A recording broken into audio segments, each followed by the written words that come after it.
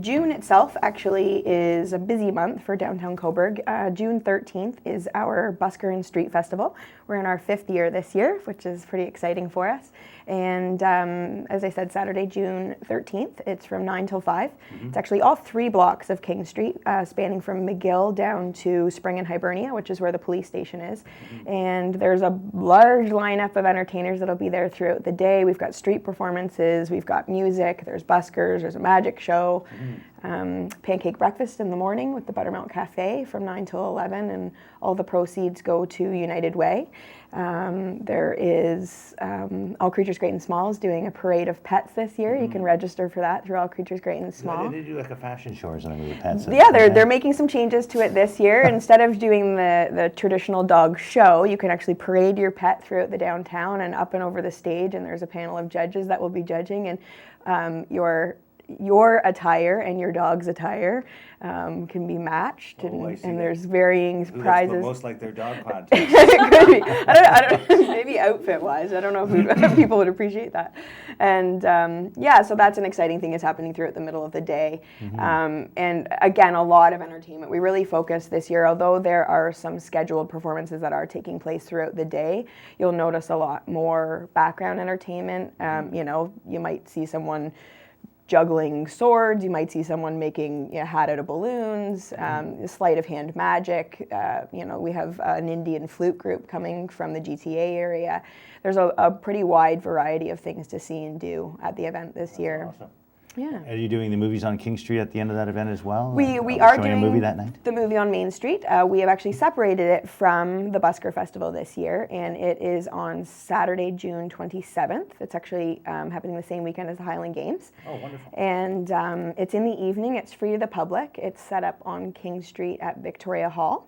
And we're showing Kung Fu Panda this year as the movie. And the movie itself is actually sponsored by the Rotary Club of Cobourg. So certainly a big thank you to them for their support. And it's an exciting event for us. So you're going to be busy those days.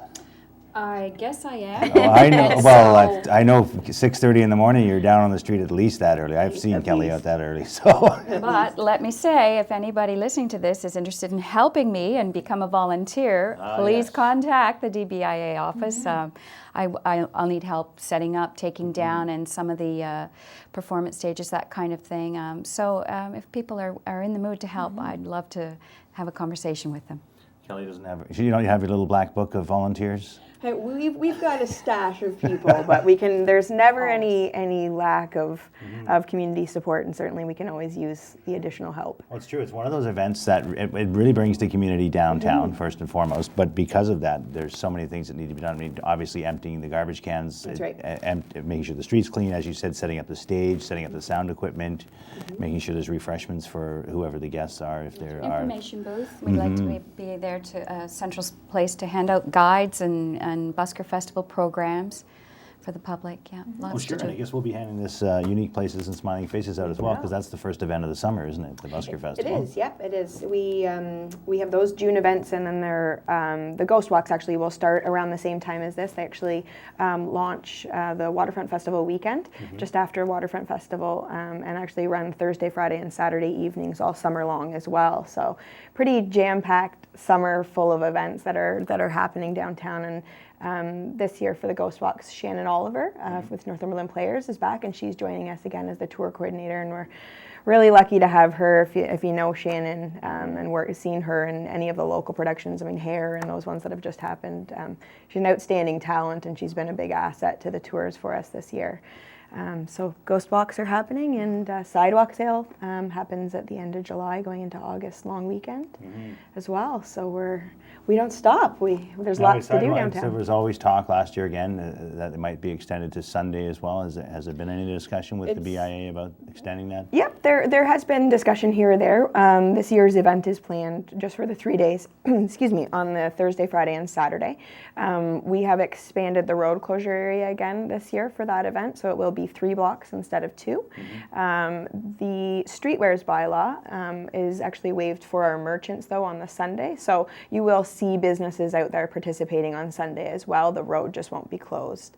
And part of that is working in cooperation with the Sandcastle Festival, which is actually also happening on the same weekend at the beach. And so we cooperatively work with them on Saturday and Sunday. Sandcastle Festival takes place.